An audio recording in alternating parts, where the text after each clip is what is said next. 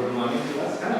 हम लोग को जो टॉपिक आज देखना है वो है एडमिनिस्ट्रेटिव थ्योरीज, है ना, यानी कि प्रशासनिक सिद्धांत का विषय हमें देखना है। और जैसे हमने पहले भी डिस्कस किया हुआ है इन सारी चीजों तो बहुत ज्यादा समय नहीं लेंगे, जल्दी जल्दी हम इन सारी चीजों को देखते जाएंगे।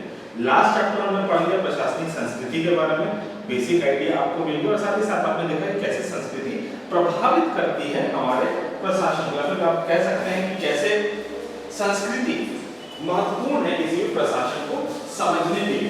अब आज जो टॉपिक हमें पढ़ना है वो है एडमिनिस्ट्रेटिव थ्योरी। एडमिनिस्ट्रेटिव थ्योरी, प्रशासनिक सिद्धांत। इसको हम एक एक कर आराम से समझेंगे। अब इसमें भी अगर आप देखिए तो अलग अलग सिद्धांत पढ़ना है, लेकिन हम पहले कुछ बेसिक समझते हैं ना। जैसे सबसे पहला सिद्धांत जो आपको पढ़ना है वो है एल्टन मिलो का सिद्धांत, जॉर्ज एल्टन मिलो, ठीक है।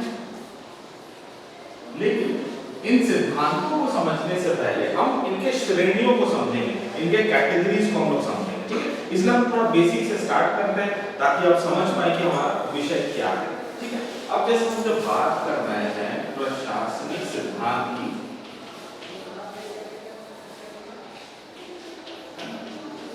प्रशासनिक सिद्धांत, तो प्रशासनिक के बारे में हमने काफी चर्चा कर लिया है। अभी जो हमें डिस्कस करना है सबसे पहले वो है सबसे पहले, ठीक, सिद्धांत किसे कहते हैं? What is the theory?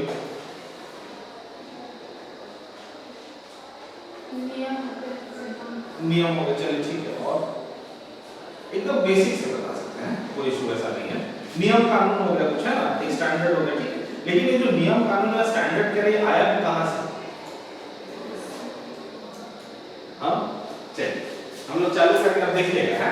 अब ध्यान दीजिएगा, जैसे हमने कहा भी है पहले कि हम जब हिंदी में पढ़ते हैं तो हिंदी में हमारे लिए जो भी चीज है वो दूसरा अनुवाद है, ठीक है। दूसरा अनुवाद कहने के लिए कि ओरिजिनल शब्द क्या है, थ्योरी कौन से शब्द से आया है? थ्योरी, वेरी गुड, है ना, ठीक। थ्योरी कौन सी भाषा में है ये? ग्रीक भाषा, वेरी गुड, हिंदी में बोल देंगे यूजली, है। ग्रीक भाषा से आया है। और इसमें भी खासकर आप क्या देखिएगा, इसका मतलब क्या हो जाता है? सरल शब्दों में, इन इट्स सिंपलेस्ट सेंस, इसका मतलब होता है टू लुक एट, देखना, है ना, टू लुक एट या देखना, ठीक है। और इसी को अगर आप हिंदी के दृष्टिकोण से देखें सिद्धांत, तो आप देखिएगा ये जो शब्द है थ्योरी, ये क्या हुआ? सिद्धांत ट्रांसलेट हुआ है। और सिद्धांत का काम यहाँ करेक्शन बनता है, ठीक है। इस तरीके से आप देख सकते हैं। तो इसीलिए अंग्रेजी और हिंदी शब्द दोनों को जानना जरूरी हो जाता है, है ना, कि जो हिंदी शब्द सिद्धांत कहां से ट्रांसलेट हुआ, वो अंग्रेजी शब्द थ्योरी से ट्रांसलेट हुआ। थ्योरी शब्द कहां से आया? तो थ्योरी शब्द थ्योरिया से आया, जिसका मतलब क्या होता है? देखना, ठीक है। या फिर अगर हम इसको और सरल शब्द में कह सकते हैं तो किसी अवधारणा के बारे में व्यवस्थित ज्ञान करना, है ना, या systematic knowledge of a concept, ठीक है। अब व्यवस्थित ज्ञान की जब हम बात कर रहे हैं तो उसका क्या मतलब हो गया? Systematic knowledge. उसके और एक शब्द हम क्या यूज करते हैं बार-बार?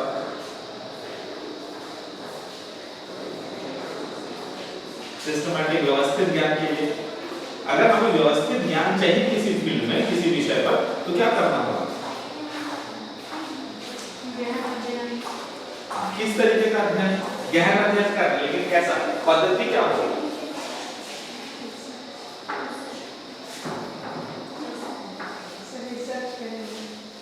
और एक शब्द बताओ, रिसर्च करेंगे, है ना। और एक शब्द बताओ उसके लिए क्या हम लोग बार-बार यूज करते हैं?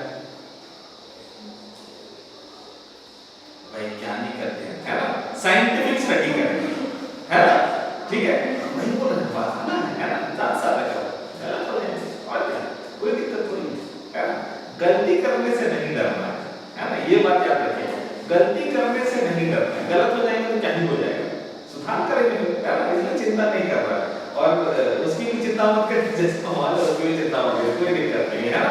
आजकल बहुत सारी सुविधाएं हैं हमारे पास, है ना। तो इसीलिए हम लोग क्या करेंगे, अब देखिए इस बात को समझिए कि हम साइंटिफिक स्टडी करेंगे तो साइंटिफिक स्टडी से क्या होता है? जैसे हमने बार-बार कहा कि वैज्ञानिक अध्ययन से साइंटिफिक स्टडी से हमें सटीकता मिलती है, एग्जैक्टनेस मिलता है। और जब एग्जैक्टनेस मिलेगा तो हम अपने आप को आगे के लिए तैयार कर सकते हैं, ठीक है। अब इसे भी हम और थोड़ा मिटाता है? मिटा देता है, ये तो बेसिक आपको ठीक है। अब देखिएगा थ्योरी फॉर्मुलेशन कैसे होता है, ठीक है। अगर हम यहाँ लिखते हैं थ्योरी सिद्धांत, ये फॉर्मुलेशन कैसे होता है। अब आप देखिए जैसे जो साइंटिफिक अध्ययन या फिर नेहा ने जैसे कहा रिसर्च करते हैं ना, तो रिसर्च में सबसे पहला चीज या फिर अगर आप याद करते हैं राजनीति सिद्धांत भी आपने पढ़ा हुआ है, सबसे पहला चीज वैज्ञानिक पद्धति में क्या करना होता है? सबसे पहला चीज साइंटिफिक मेथड में पढ़ना है। साइंटिफिक मेथड को हमने सिंपलीफाई करके 4 स्टेप्स में बांटा। सबसे पहला स्टेप हाँ ऑब्जर्व करना, निरीक्षण करना है ना, निरीक्षण करेंगे हम सबसे पहला चीज। अब आप बताइए जब हम निरीक्षण करेंगे उसके बाद क्या होगा?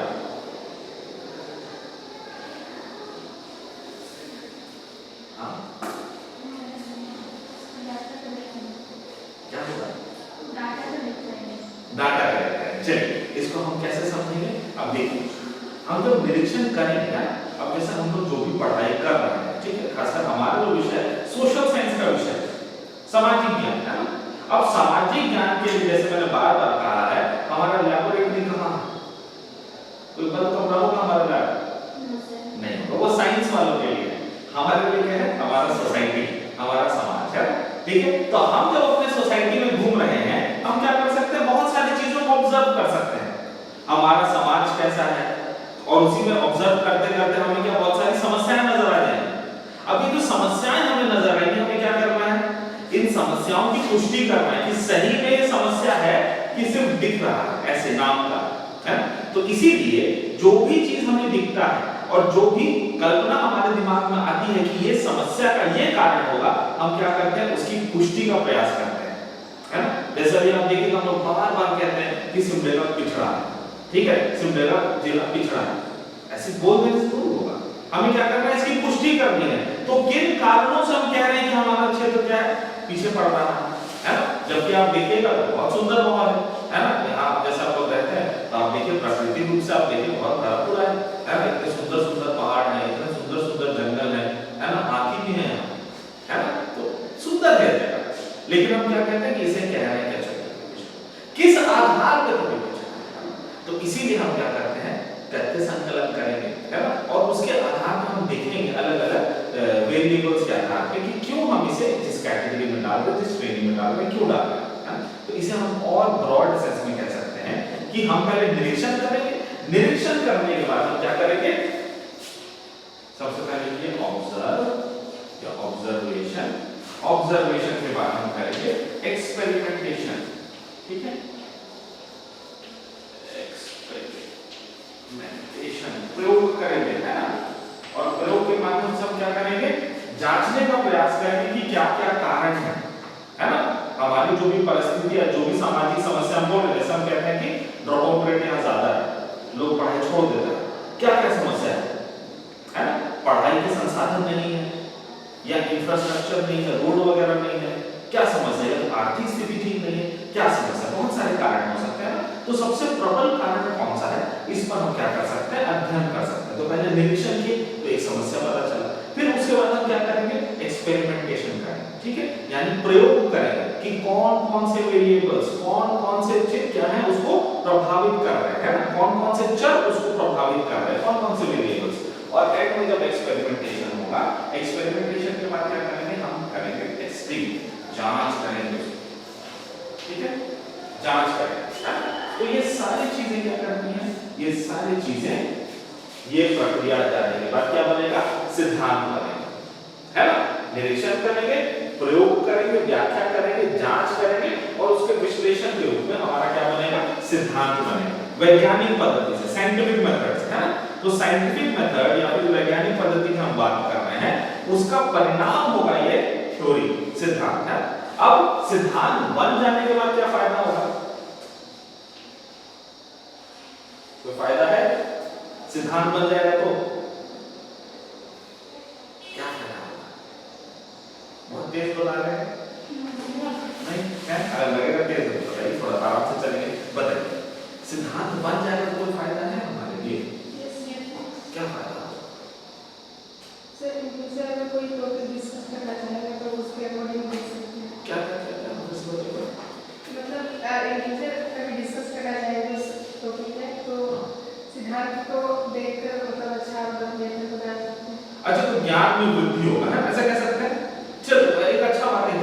भी हो गया, और कुछ होगा लिख देते हैं, है ना, यहाँ लिख देते हैं, अंडरस्टैंडिंग आएगा विषय, है ना, ठीक है। सिद्धांत अगर बन जाएगा हमारा इस तरीके से, तो हमें इसके बारे में ज्ञान आ गया, है ना, तो चलो हम उस विषय को समझ पाए, ठीक है, समझ पाएंगे तो और क्या फायदा है।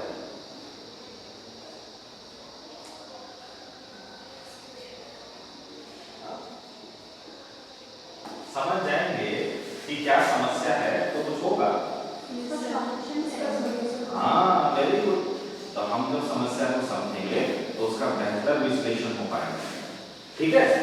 जब उसका बेहतर विश्लेषण करेंगे तो हम समझेंगे कि अगर यहाँ ड्रॉप आउट रेट है, यहाँ ज्यादा ड्रॉप आउट रेट है तो क्यों है ना, अगर यहाँ लोग ज्यादा पढ़ाई नहीं कर रहे हैं तो क्यों नहीं कर रहे हैं, है ना, बहुत सारे कारण हो सकते हैं। हम कल्पना, अभी अगर मैं कुछ कहूँ तो सिर्फ वो कल्पना मात्र होगा, लेकिन अगर ये जांच करेंगे, इस तरीके से स्टडी करेंगे तो हमें क्या होगा, सटीक चीज पता चलेगा।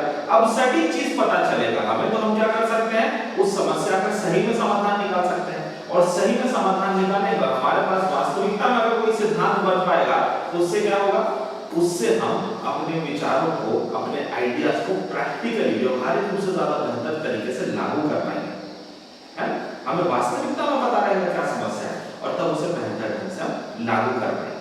और यही सारी चीजें हमें फिर क्या करेंगे, यही सारी चीजें फिर हमें आगे के सिद्धांत में, है ना, इसको हम कह सकते हैं फ्यूचर थ्योरी बिल्डिंग, आगे के सिद्धांत निर्माण में हमें क्या करेंगी, सहायता करेंगी, फ्यूचर थ्योरी बिल्डिंग में मदद करेंगे, ठीक है।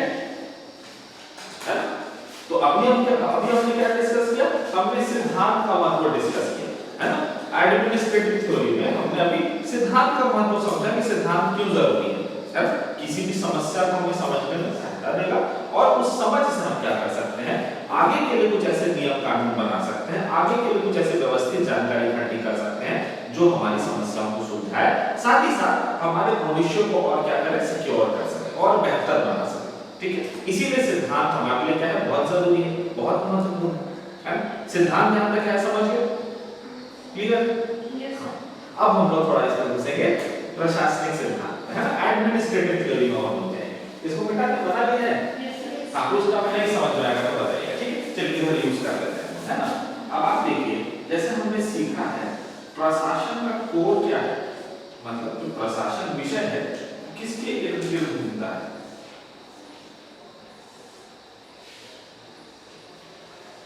हाँ,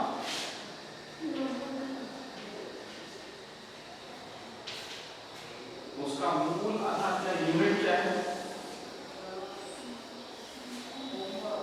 संगठन, है ना, ऑर्गेनाइजेशन, ठीक है। जब भी हम प्रशासन के बारे में देखिएगा तो ये विषय आपको बार-बार सुनने को मिलेगा, ऑर्गेनाइजेशन, संगठन, है, क्योंकि प्रशासन का मूल विचार ही है कि आप क्या कर रहे हैं, एक विचारधारा के अनुसार काम कर रहे हैं, इसमें संगठन प्रशासन में, या फिर आप कह सकते हैं एडमिनिस्ट्रेशन में ऑर्गेनाइजेशन उसका बेसिक यूनिट